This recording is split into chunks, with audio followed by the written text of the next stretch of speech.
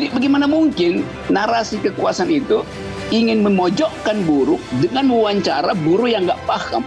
Buruh anak SMP itu pasti nggak paham dengan klausul-klausul hukum. Tetapi pemimpin buruh tahu itu. Nah sekarang kekuasaan manipulasi itu. Kami udah survei, kami tanya di lapangan, nggak ada buruh yang pernah baca itu. Kalian tanya nggak sama pemimpin buruhnya yang otaknya luar biasa dibandingkan dengan Menteri Tenaga Kerja? Tiba-tiba Ibu Menteri bilang, tidak ada pembatalan soal AMDAL. Tidak ada pembatalan soal AMDAL. Lu tambahkan kalimatnya. Bahkan kami permudah AMDAL itu. Nah ini dungunya luar biasa tuh. AMDAL itu harus dipersulit, bukan dipermudah. Bertobat dalam logika. Dia mesti tahu begitu ada penolakan sosial, artinya barang ini barang busuk. Tapi kemudian nanti dibilang, ya silahkan bawa ke Mahkamah Konstitusi. Loh Anda bikin barang busuk, ngapain kita bawa ke Mahkamah Konstitusi kan? Kan mestinya dia malu kalau satu produk hukum dibawa ke Mahkamah Konstitusi itu artinya cacat. Mestinya dia malu gitu. Oke kita bikin legislative review aja deh. Mestinya begitu. Karena dia lawgiver, orang yang membuat undang-undang itu mesti sempurna, ideal supaya tidak dibatalkan oleh Mahkamah Konstitusi. Sekarang justru dianjurkan bawa ke Mahkamah Konstitusi yang potensial dibatalkan. Apa nggak dungu tuh?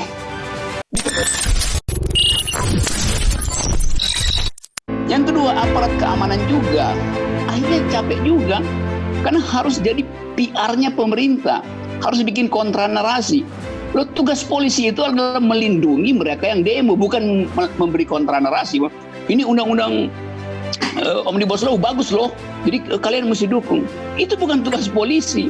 Ini adalah persaingan politik antara oposisi dan kekuasaan. Polisi nggak boleh kasih satu kalimat pun yang memuji demonstran maupun memuji pemerintah. Diam aja, udah bagus tuh. Sekarang seluruh aparat negara disuruh untuk menguji demonstrannya. Pernah baca nggak undang-undang itu? Ya pasti anak STM bilang sih dia nggak pernah baca. Ngapain dia mesti baca tuh? Atau ada buruh, ini buruh ternyata nggak paham tuh. Lah buruh kita memang SMP, mau diapain? Itu faktanya. Tetapi buruh ada serikat buruh. Kalau mau debat tanya pada pemimpin buruh, jangan tanya pada buruhnya tuh kan. Harus fair kan. Jadi bagaimana mungkin narasi kekuasaan itu ingin memojokkan buruh dengan wawancara buruh yang nggak paham. Buruh anak SMP itu pasti nggak paham dengan klausul-klausul hukum. Tetapi pemimpin buruh tahu itu. Nah sekarang kekuasaan manipulasi itu. Kami udah survei, kami tanya di lapangan, nggak ada buruh yang pernah baca itu. Kalian tanya nggak sama pemimpin buruhnya yang otaknya luar biasa dibandingkan dengan Menteri Tenaga Kerja?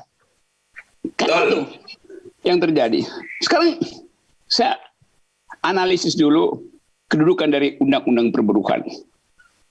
Di dalam sejarah undang-undang perburuhan, dari abad 12 sampai abad 20 hari ini, semua undang-undang perburuan adalah undang-undang yang harus memihak pekerja. Itu logikanya. Karena itu, Menteri Tenaga Kerja, dia mesti menolak undang-undang ini demi pekerja tuh.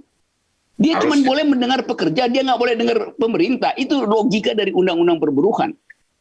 Dia nggak boleh ikut, bahkan dia nggak boleh ikut rapat dengan pemerintah, dengan eksekutif. Karena dia Menteri Tenaga Kerja.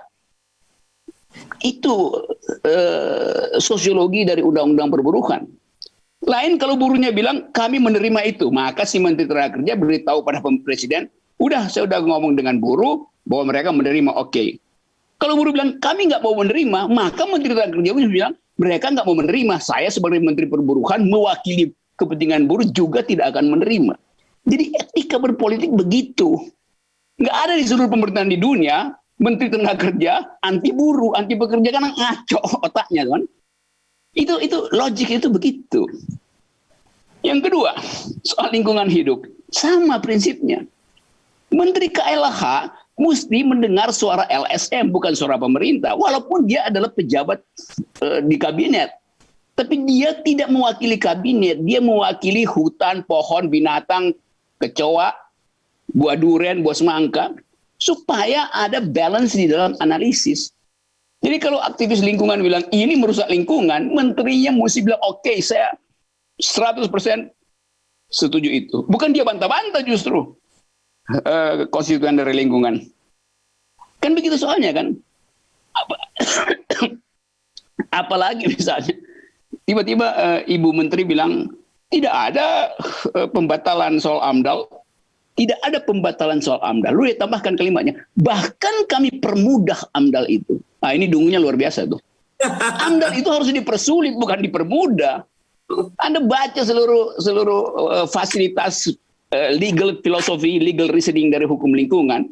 AMDAL harus makin lama makin ketat.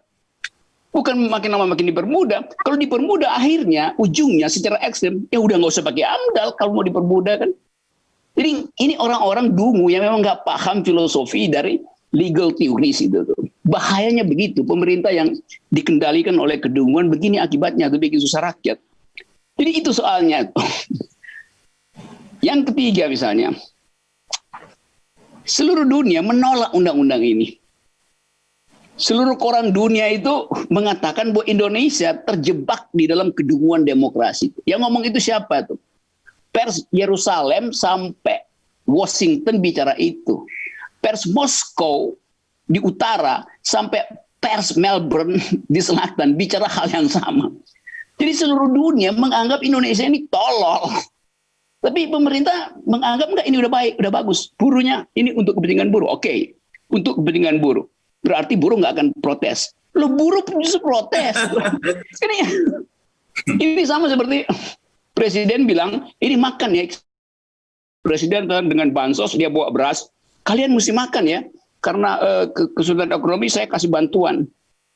Terus orang miskin ini bilang, iya, tapi itu beras buat ayam, bukan buat orang. Presidennya ngotot, ini bikin kenyang loh. Memang bikin kenyang, tapi itu beras buat ayam. Kan begitu yang terjadi kan. Semua orang pasti kenyang kalau makan beras. Kalau dia kelaparan ya beras. Tapi itu bukan beras buat orang, beras buat ayam. Sama juga dengan undang-undang ini bagus loh buat buruh. Kalau buruhnya sendiri nolak makan beras buat ayam, ngapain dipaksain kan? Kan ajaib satu Indonesia. Ini logika sederhana tuh. Tapi nanti menterinya bilang ini demi buruh. Nah buruhnya sendiri bilang itu bukan demi kami. Pengusaha bilang ini buat kepentingan buruh. Buruhnya menolak.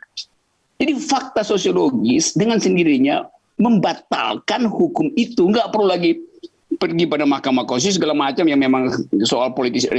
Tapi orang yang mau bertobat di dalam logika, bertobat dalam logika dulu ya, bukan dalam akhlak minimal.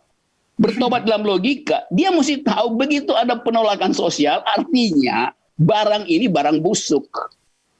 Tapi kemudian nanti dibilang, ya silakan bawa ke Mahkamah Konstitusi. Loh Anda bikin barang busuk, ngapain kita bawa ke Mahkamah Konstitusi kan? Kan mestinya dia malu kalau satu produk hukum dibawa ke Mahkamah Konstitusi itu artinya cacat.